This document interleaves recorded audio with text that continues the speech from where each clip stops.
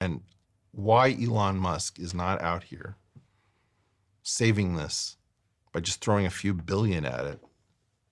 Elon, if you're out there, it's Ad Astra, yes or no. Mars is a stopgap message. Do you want to go to the stars? Is there something we don't know?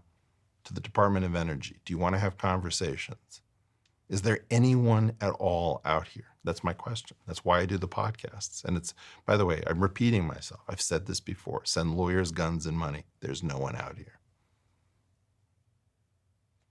But I will say this. If we could get out of here, in terms of transcendence, in terms of things that are really exciting, there's nothing that I had greater pleasure at as a father than taking my children for meteor showers.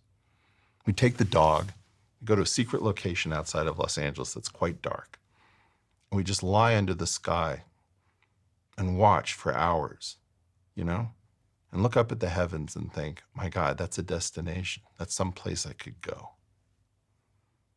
I don't think that there's a more inspiring thing than to figure out the infinity of space, all of these galaxies and the deep field photographs of these space telescopes, filled with worlds. And we're stuck here. It's like, it's enough already. Time to go. Let's have some fun. That's really what I'm excited about. Been great to be here. Thank you for being here. Super fascinating, and it's spun my brain in several different directions at the same time.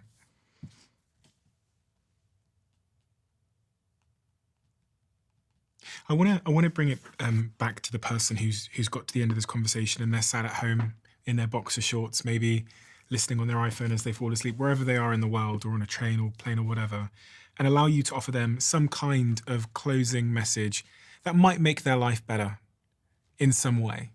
It's a broad brief, but I think it's the most important brief, which is, having heard everything we've talked about today, what advice would you give the listener, an actionable piece of advice, so that they could live a subjectively better life?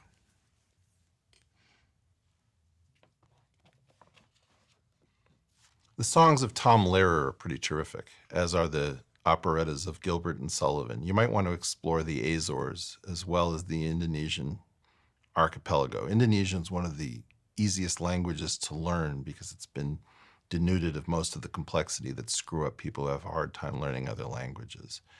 Buy a poster of tropical fruit and make sure that you visit every single one on that poster before it's time for lights out. Consider Bach's B minor Mass and the cello suites, particularly by Pablo Casals, and take a serious listen to Eva Cassidy singing Stormy Monday in an album called Live from Blues Alley to see if you really know how to feel things. I think Professor Longhair's Big Chief is one of the most brilliant pieces of piano music. It's absolutely inspiring. And if you really like that, James Carroll Booker III has an album called The Resurrection of the Bayou Maharaja. Seriously think about visiting the island of St. Helena in the South Atlantic.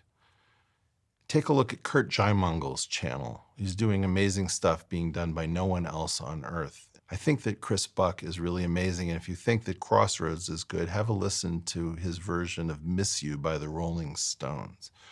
An incredible groove, and I didn't really appreciate it the first time I heard it. I think that the people making Spark amps at Positive Grid and my friends at Neural DSP with the Quad Cortex will blow your mind with how much great audio equipment you can make. You can get a good electric guitar for a few $100 thanks to advances in China.